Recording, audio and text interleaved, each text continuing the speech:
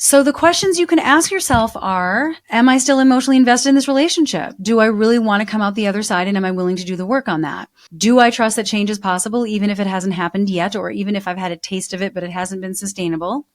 Are we both willing to do the work at some point? So the caveat to this question is you can ask, would my spouse at some point be ready if I could clean up my side of the street? Usually you have a pretty good sense of that. If I could clean up my side, I believe my spouse would want to join me in the work. The other question you want to ask is, do I feel respected and safe in this relationship? If you can't answer yes to those questions, it's not a good thing for you. And then finally, if things never changed, they never change from how they are right now, would I still choose this relationship?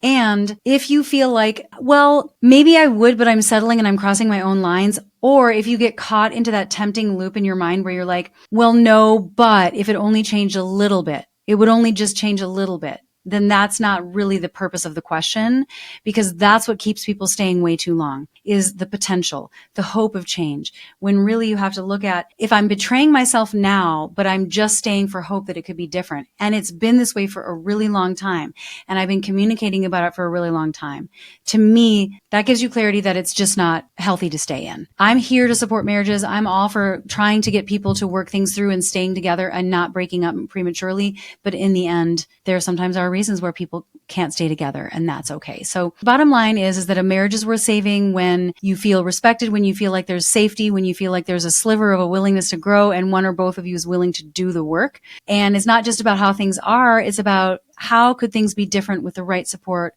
with the right structure, with the right mindset, and with the right skills.